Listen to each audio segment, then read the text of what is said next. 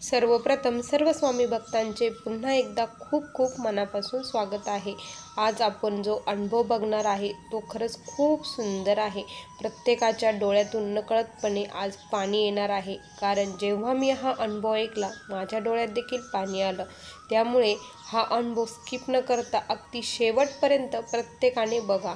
चला तर मग दादांच्या शब्दात आपण अनुभवाला सुरुवात करूया। दादा म्हणतात, सर्वप्रथम सर्वांना श्री स्वामी समर्थ। माझ्या जीवनाचे सूत्रधार असलेले भगवान श्री स्वामी समर्थ महाराज यांना त्रिवार वंदन। स्वामी भक्तांनो, खरंच स्वामींची सेवा, आपल्याला वाटतं की स्वामी आपल्याला काहीच देत नाही, आपण खूप पण काहीच मिळत नाही, कुठलाही प्रश्न सुटत नाही, पण योग्य वेळेची वाट जर बघितली तर खरंच स्वामी खूप काही देऊन जातात, आपल्याला कळत नाही। आणि स्वामी जे काही करतात ते आपल्या भल्यासाठीच करत असतात, आपल्या सुखाचाच विचार स्वामी करत असतात। जो स्वामींचा भक्त असतो, स्वामींना तो तळमळून मागत असतो, स्वामी तेच त्याला देत असतात। असंच माझ्या बाबतीत देखील घडलं होतं। मी खूप स्वामींना म्हणायचो, नको अंत पाहू त्वरे धाव घेई, तुझ्या बिन नाही तुझी श्रेष्ठ आई, अनाथासी आधार तुझा दयाळा, समर्था तुम्हा बिन प्रार्थू कुणाला। पण त्यावेळेस स्वामींनी माझं एक सुद्धा ऐकलं नाही। स्वामी भक्तांनो, मी स्वामी सेवेत आज 15 वर्षापासून होतो।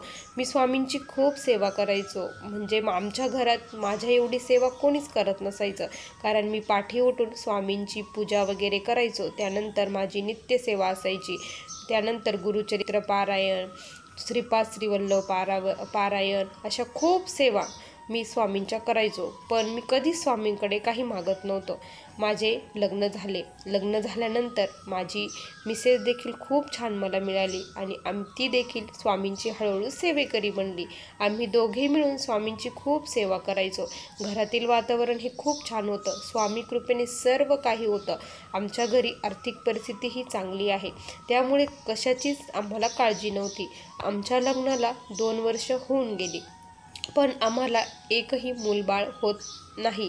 डॉक्टरांकडे जायचं, घरचे सर्व म्हणायचे की ट्रीटमेंट चालू करा, पण मी म्हणायचो की नाही, स्वामी काहीतरी करतील आणि स्वामी देतील। त्यासाठी आम्ही दोघांनी गुरुचरित्र पारायण देखील केले, संकल्पित 7 गुरुचरित्र पारायण देखील आमचे झाले, पण काहीच अनुभव नाही, काहीच अनुभूती नाही। दरवेळेस असं वाटायचं की ह्या महिन्यात तरी काही होईल, पण कुठल्याच महिन्यात काहीच होत नव्हतं। तरी देखील स्वामींवरचा विश्वास होता, नाही स्वामी नक्की करतील, योग्य वेळ आल्यानंतर नक्की करतील। आता आमच्या लग्नाला जवळपास 10 वर्ष होऊन गेली, तरी देखील काहीच नाही। सर्वजण म्हणायचे की तुम्ही एवढी सेवा करता, दोघंही स्वामींची सेवा करता, मग तुम्हाला का बरं अनुभव येत नाही, खरंच स्वामी आहेत का, असं खूप जणांनी प्रश्न केले। आम्ही दोघेही खूप रडायचो। असं कोणी बोललं की मनाला खूप वाईट वाटायचं। कुणाचं बाळ बघितलं तर असं वाटायचं की स्वामी आमच्या मांडीवर देखील असं बाळ कधी देणार, असं खूप वाटायचं, पण काय माहीत नशिबातच नव्हतं असं वाटतं। त्यानंतर काय झालं ना की असंच माझ्या मिसेस आजारी पडू लागली। मी डॉक्टरकडे खूप वेळेस तिला घेऊन जायचो, पण काहीच म्हणजे हे होत नव्हतं, उलगडा होत नसायचा की नेमकी इले काय झालं आहे। तर मग असेच खूप दिवस गेले। मी तारक मंत्राचं तीर्थ वगैरे द्यायचो, स्वामींना विनंतीही करायचो की स्वामी माझ्या पत्नीला काही होऊ देऊ नका, जे काही आजार असेल, जे काही असेल त्याचं निदान लवकरात लवकर करा, असं मी स्वामींना म्हणायचो।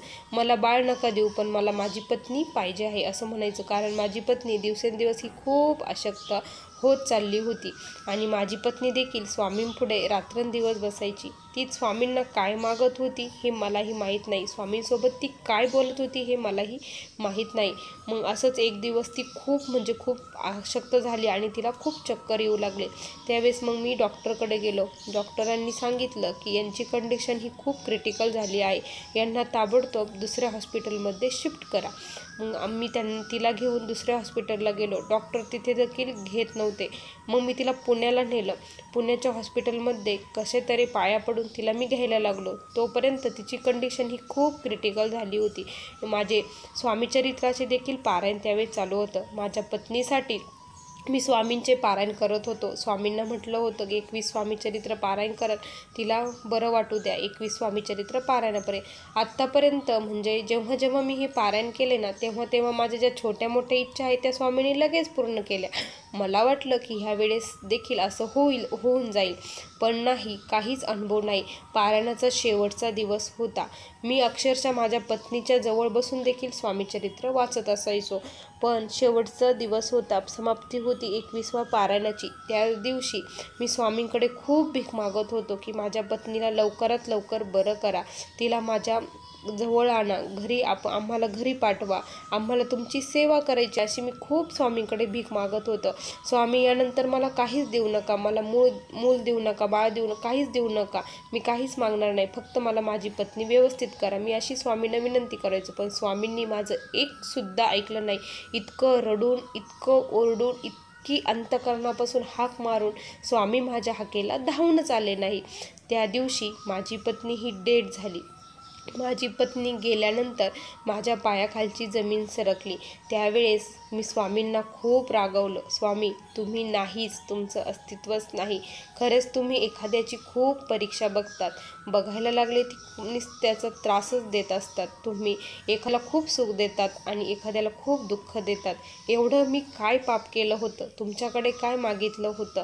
फक्त माझी पत्नीच मागितली होती. माझा आयुष्याचा जोडीदार तुमच्याकडे मी मागत होतो, ते सुद्धा तुम्ही दिलं नाही. आजपासून मी तुमचं नाव देखील घेणार नाही आणि तुमची सेवा देखील करणार नाही. मी माझ्या मनातल्या मनातच स्वामींसोबत बोलत होतो. मी माझ्या मिसेसचं दहन झाल्यानंतर घरी आलो आणि स्वामीला जो देवारा होता, घरच्यांना स्पष्ट सांगितलं, तुम्हाला या स्वामींची सेवा करायची असेल तर तुम्ही करू शकता, पण आजपासून मला कुणीही म्हणायचं नाही की तू स्वामी सेवा कर, का बरं स्वामी सेवा सोडली, कोणीच मला म्हणायचं नाही, असं मी स्पष्टपणे सांगून दिलं. आणि त्या दिवसापासून अक्षरशः माझ्या तोंडात खूप यायचं की मला, कारण सवय लागलेली होती कामामध्ये स्वामींचा जप करायची. श्री स्वामी समर्थ म्हटलं की लगेच मला त्याची आठवण व्हायची आणि मी लगेच जप माझा बंद करायचो. असे खूप दिवस गेले.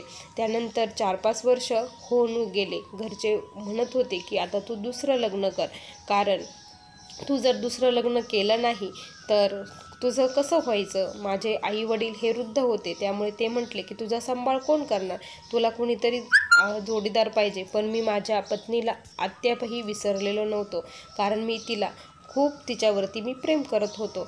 पण घरच्यांचा सर्वांचा फोर्स, सर्वजण म्हटले की नाही, तुला आता लग्न करावंच लागेल. त्यामुळे मी त्यांच्यासाठी लग्नाला तयार झालो. लग्नाला तयार झाल्यानंतर काय झालं ना की मग असंच एक मुलगी बघितली. तिचं देखील अगोदर लग्न झालेलं होतं आणि तिच्या मिस्टरांनी तिला सोडून दिलं होतं. मिस्टर तिला 1 वर्षातच डायव्हर्स त्याचा झालेला होता, त्यामुळे तिला देखील मूलबाळ वगैरे काहीच नव्हतं. मग आमचं लग्न वगैरे झालं. आता लग्न झालं त्यानंतर मी माझ्या पत्नीला सर्व काही सांगितलं की मी अशी स्वामींची सेवा करत होतो, असं होतं, माझी पत्नी गेली, असं ती सर्व हकीकत, मी सर्व कहाणी त्यांना सांगितली. त्यानंतर मग असंच आमच्या लग्नाला 5-6 महिने झाले असेल. 5-6 महिने झाल्यानंतर माझी जी पत्नी होती ती प्रेग्नेंट राहिली.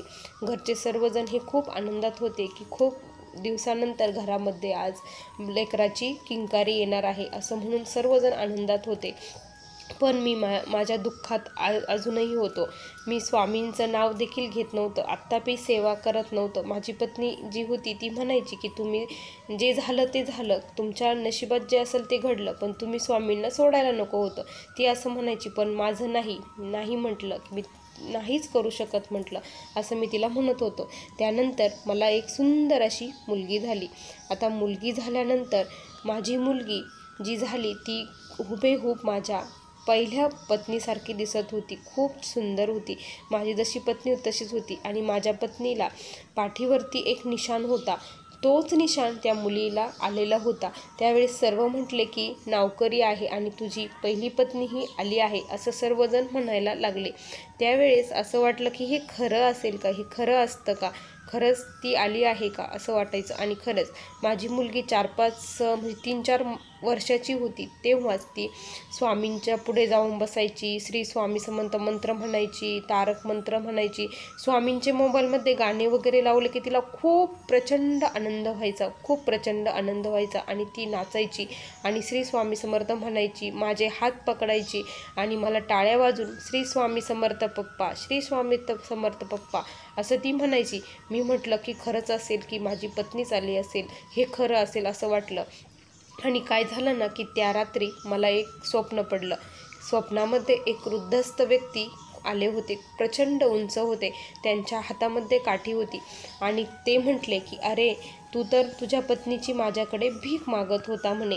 अरे तसं नाही म्हणे, तुझी पत्नी जी होती ती माझ्याकडे रोज एकच मागणं मागत होती म्हणे. खूप दिवसाची मागणं मागत होती की स्वामी मला मृत्यू द्या आणि मृत्यू देऊन यांच्या पोटाला मला आणा, कारण मी यांच्या बाळाची आई होऊ शकत नाही, तर मला त्यांचीच मुलगी बनून आणा, अशी ती मला रोज विनंती करत होती. स्वामी मला लवकरात लवकर घेऊन जा आणि त्यांच्या पोटाला मला आणा आणि मला त्यांचं आनंद बघायचा आहे. त्यांच्या चेहऱ्यावरची जे दुःख आहे ते माझ्यामुळे आहे, अशी ती मला म्हणत होती. आणि तुझ्या प्रार्थनेपेक्षा तिची प्रार्थना ही खूप श्रेष्ठ होती, कारण ती खूप म्हणजे खूप मनापासून मला ते मागत होती. त्यामुळे मला तिची इच्छा ही पूर्णच करावी लागली, असं त्या व्यक्तीने मला सांगितलं. त्यावेळेस मला धडकन अशी जाग आली. माझे डोळे उघडले आणि त्याच क्षणी मी याच्यामध्ये बाथरूममध्ये गेलो, हातपाय धुतले आणि त्या क्षणी माझ्या घरातील मंदिरापुढे मी गेलो. स्वामींच्या फोटोपुढे मी नतमस्तक झालो. स्वामींना खूप माफी मागितली. जवळपास 1-2 तास मी कंटिन्यू स्वामींपुढे रडत होतो. स्वामी मला माफ करा, मी तुमच्यावरती अविश्वास दाखवला. तुम्ही जे करता ते योग्यच करता, कारण तुम्हाला सर्व भक्त ही प्रिय आहे. माझी पत्नी तुमची सर्वश्रेष्ठ भक्त होती, त्यामुळे तुम्ही तिची इच्छा पूर्ण केली, माझी नाही. स्वामी तुम्ही खरंच खूप महान आहे. आज खरंच तुमचं अस्तित्व मला कळालं. आजपासून मी पुन्हा तुमची सेवाही करणार आहे, असं मी स्वामींना म्हटलं. आणि त्या दिवसापासून खऱ्या अर्थाने मी स्वामींचा सेवेकरी बनलो. माझ्या या छोट्या लेकरामुळे, माझ्या पत्नीमुळे मी पुन्हा स्वामी सेवेत आलो आणि आज स्वामी भक्तांनो मी पुन्हा स्वामी कृपेने खूप आनंदी आहे, सुखात आहे आणि स्वामींची मी खूप सेवा करतो. माझी मुलगी देखील स्वामींची सेवा करते, पत्नीही करते. आणि आज मी स्वामींना एकच विनंती करतो की स्वामी आता या देहात जोपर्यंत देह आहे तोपर्यंत तुमच्या चरणाची खूप सेवा आमच्याकडून करून घ्यावी आणि जे कोणी दुःखित पीडित आहेत त्यांच्या मदतीसाठी तुम्ही लवकर जावं, हीच तुमच्या चरणी प्रार्थना. असा मला आलेला हा छोटासा अनुभव होता. श्री स्वामी समर्थ. बघा स्वामी भक्तांनो, प्रत्येकाच्या अंगावरती शहारे आले असतील. खरंच खूप सुंदर अनुभव होता. तुम्हाला हा अनुभव कसा वाटला नक्की कमेंटमध्ये कळवा. पुन्हा भेटूया अशा सुंदर अनुभवासोबत. तोपर्यंत सर्वांना श्री स्वामी समर्थ. जय जय स्वामी समर्थ. श्री गुरुदेव दत्त.